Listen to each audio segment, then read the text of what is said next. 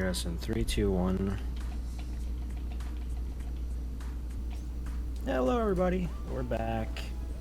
Who we got? Well, why don't you introduce yourself?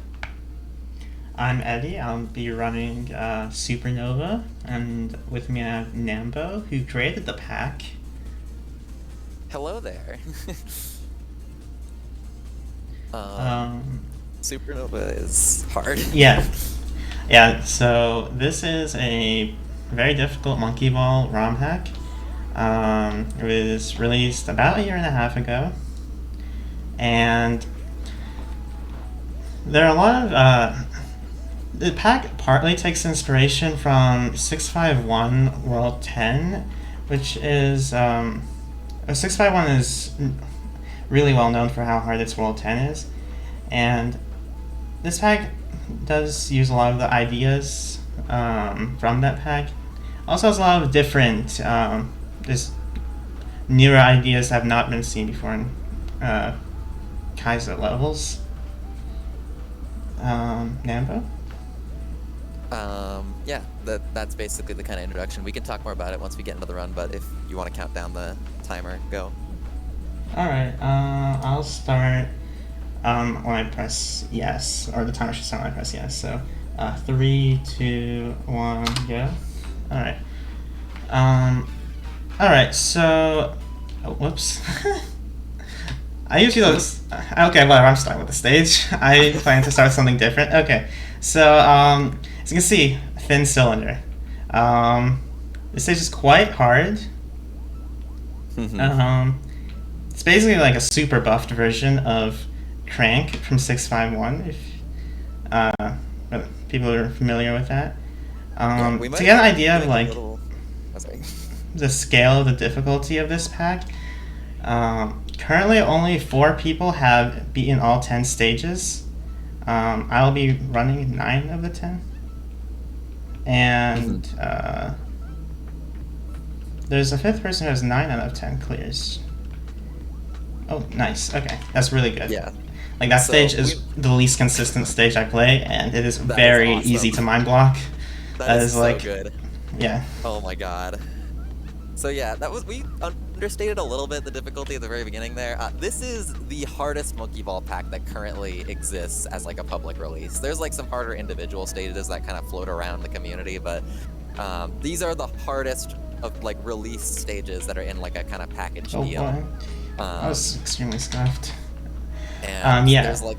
They're so hard that there's an individual spreadsheet that tracks like clears on each stage. Alright, maybe I should talk about some of the individual levels. This stage is all about proactive air control, themed around tight turns. So all these turns are pretty tight.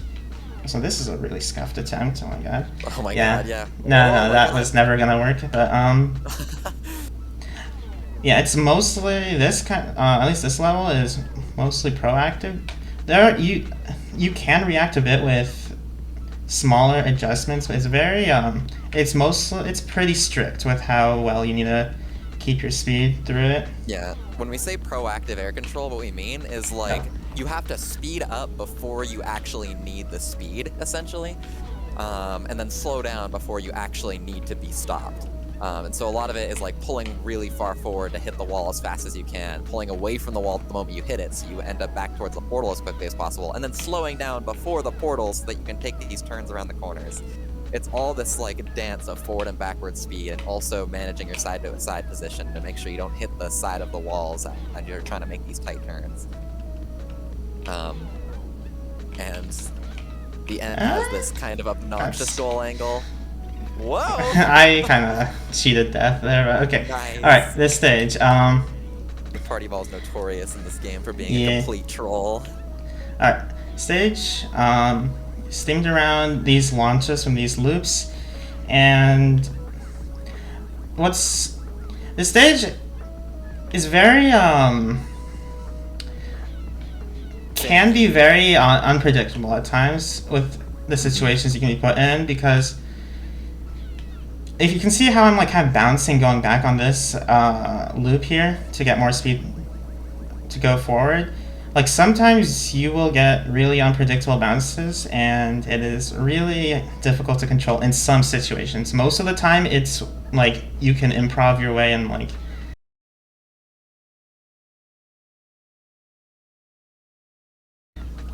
there is a winnable way to play it. But it is quite. Alright. The thing that's happening here that might not be obvious just by looking at it is these rings are spinning extremely fast, and that's how Eddie's getting the momentum to jump from ring to ring.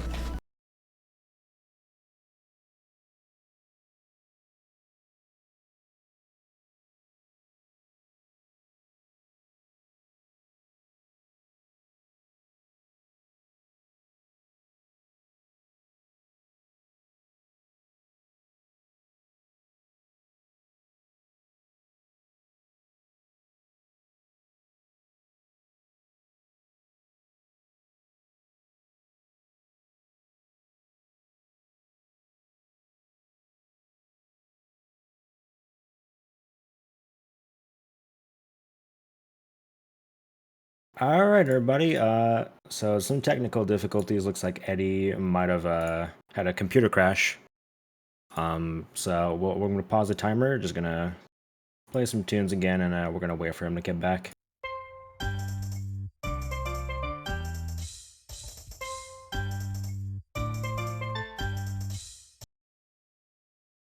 Crashed, and I realized it crashed. Oh, damn. Let us know when we're audible again. You are now audible again. Congratulations. Okay, I am very sorry. My computer crashed. I'm going to play Nano Streak. I already beat it in story mode, so I can't replay it. So I'm going to play it in practice mode. But anyways, this stage. This stage is kind of the opposite to Corridors in a way. It's all about low height reactive air control, just a lot different from Corridors. It takes a lot of focus, this one. It's like a lot of just like looking at where the next block is and trying to like snap react to the next block. All these things are slanted upwards, and that's actually how Eddie's getting the speed to make each of these jumps. He's like using the kind of height from each upward slant in order to make it to the next block. And the hard parts of the stage end up being where you have to transition between two different blocks. So these first two blocks are flat, and then you have the straightaway. And then this block, it's hard to tell, is actually hill, so you need a lot more like power to your inputs, and you have to kind of plan out your arc in the air in order to make it. Then you have this alternating arc that goes back and forth, and then the downhill to kind of correlate with the uphill. This is widely considered one of the harder ones to first clear, like one of the hardest ones. This one has very few clears. Because it is just, I mean, you could just see it. It is definitely one of the more obnoxious looking stages.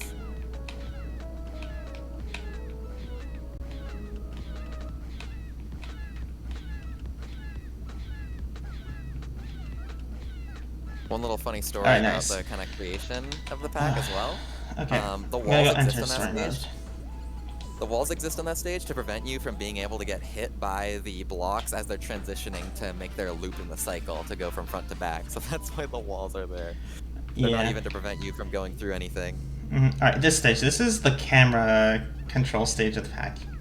Or at least that's how I like to think about it. So,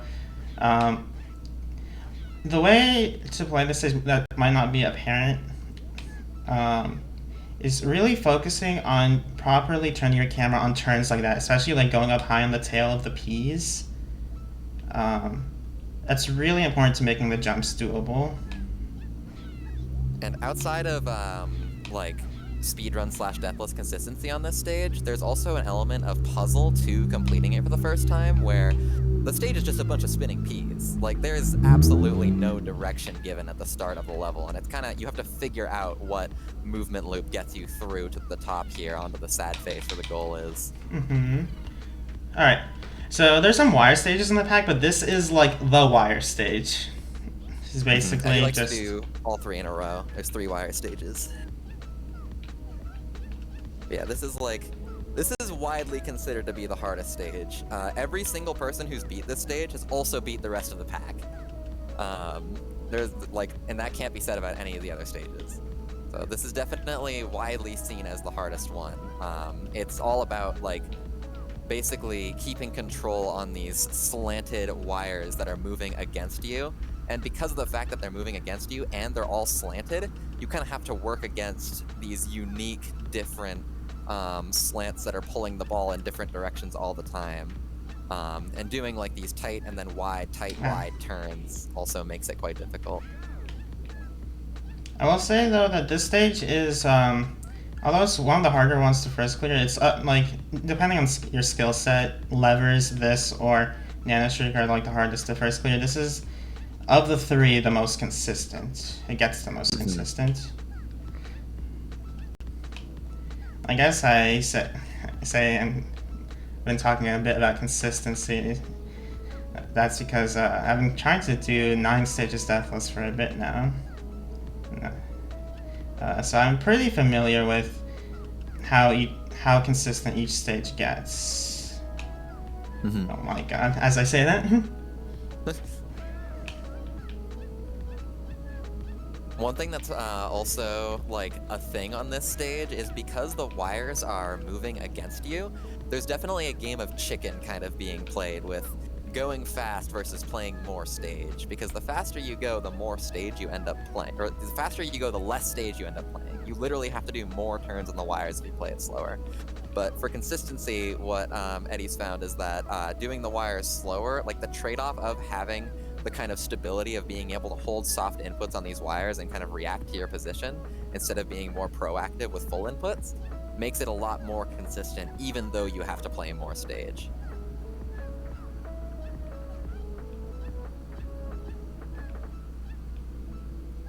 But yeah, the way that the flowers were set up here, like kind of some dev insight again, the way the flowers were set up here is very intentional to make it so that you have to play every angle variation on the flowers.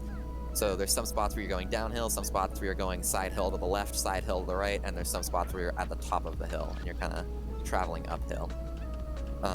And as he approaches flower 4, the final flower of the stage, it's impossible to notice just by watching, but this flower is 2 degrees more slanted than all the other tilted flowers on this stage.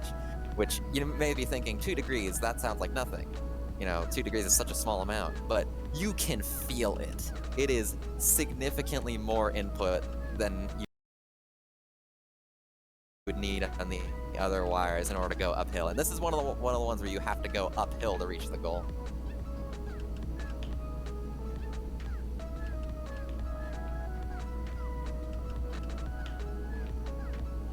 Yeah, you kind of have this nerve-wracking stretch where you have like the goal in sight, but you can't go early, because if you end up going early, then, you know, the pedal might not be lined up with the goal platform when you thought it was.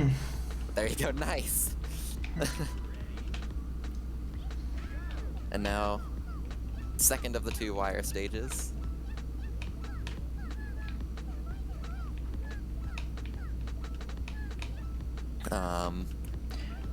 This is Rockin' Rims. These little square thingies are actually seesaws. There's no real visual indicator of it.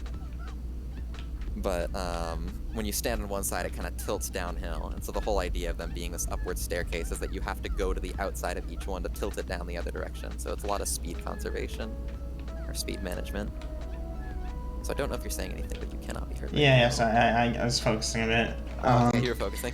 Yeah, sorry. I didn't know. Yeah, that stage is a bit of a 651 reference as well. It is a seesaw. Kind of buffed original seesaws. Alright, final stage I'm playing is Axis Wire. Now, the 3 wire stages, they're all wire stages, but in terms of how you play them, they're pretty different. Like, this stage is definitely the most, benefits the most from using soft inputs. Flowers, also, kind of the middle ground stage. Up here when he goes through the goal, just saying. Oh, yeah. And, Rockman's... Because the stage is rotating about its central axis, you may notice that the camera is not cooperating at all here. He has to go backwards on these wires in order to, like, actually travel across them, because the camera moves the direction you're moving. Also, time? And that is the 9 stages right there. Yeah, the 9 stages that I play. This last stage, I can maybe just say what it is, show it. This stage is much less consistent. I don't do it because for me, it's not viable to do this in a deathless run. I'm 300 hours into trying to do 9 stages deathless, and that does not include this stage. So this is widely considered to be the most obnoxious stage in this pack. It's like almost universally agreed upon. It's honestly one of the most intimate stages released in any time recently because of that last freaking lever. But yeah, maybe, okay, you know, I'm just going to free cam this. So the whole gimmick of this stage is that the levers get thinner as you go up. You may have noticed that on some of the other stages that like the loops on Throw You For a Loop get thinner as you go upwards. And on this stage, the levers get thinner as you go upwards. And this last one is literally half of a checker thin. Yes. So the wires on flowers, for example, were a 0.5. This is a 0.25. What makes this so difficult is that the launch is mostly blind, and it's very difficult to normalize your inputs in a way that give you a consistent landing spot. That just the whole like, it's very hard to normalize like analog stick inputs like that, and that's how like the game is. And there's also a lot of variance between what time you end up going for the throws, because you have to completely freehand time it using only the timer as your visual cue. And that means that like even the slightest variation in when you leave on one of these lever flicks, because you have to run against the flick in order to get the height, any slight variation on when you leave will vastly affect how much you need to kind of pull sideways to make it to the next lever, and you're kind of aiming for it blind, which makes it extremely obnoxious. Which is part of why it's not showcased in the 9th stage completion. Yeah. It is hard to first clear, but even harder to be consistent at, just because that final, like all the difficulty is concentrated in that final lever, and it is absolutely ridiculous. I mean, for my skill set, I think that first clearing this is 100% the hardest, or this is the 100% the hardest stage to first clear, but other people have different skill sets, so. Yeah. But that's mostly it. I'm basically just throwing attempts at this, but I'm probably not going to clear this in like 5 minutes or something. It's really just... One more quick shout out for the music you've been hearing in the background for the game audio. That music was actually custom made for this pack by the Walker, or just Walker on some streaming platforms. The song is called Quasar. So if you've been bopping to the tunes, then this song is freaking awesome, and I'm very grateful to Walker for making this song for this pack. I'm also grateful for the Eddie for showing it off and being awesome. Yeah. That's about it. But yeah. Thanks for having us. This is pretty fun. Again, I'm really sorry about the computer crash. That is extremely unlucky. Computer RNG. Yeah.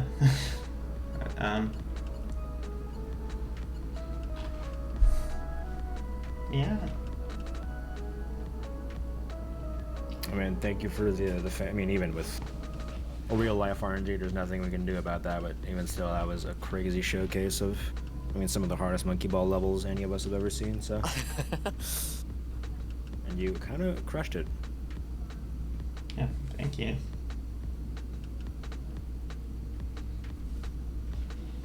Alright, well, is there anything else either of you would like to say before I move us over?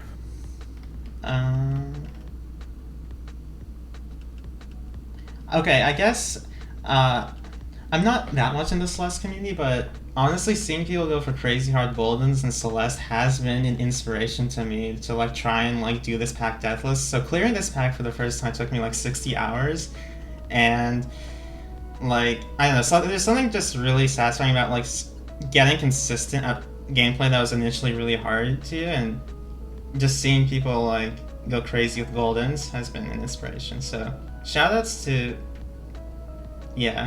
Celeste Goldeners, I guess. But yeah, that's all I wanted to say. I'll throw in that I guess just to hype Eddie up a little bit more.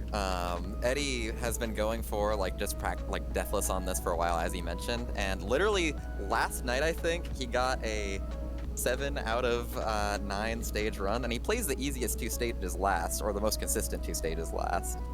So got incredibly close on that. So very epic sauce stream that you should check out. Did get a funny one death today as well. But yeah. Yeah, that's all I have to say. Alright, well, thank you once again for running the game. Up next, we've got a Rabby Randomizer, which is going to be by Coslin, so stay tuned for that.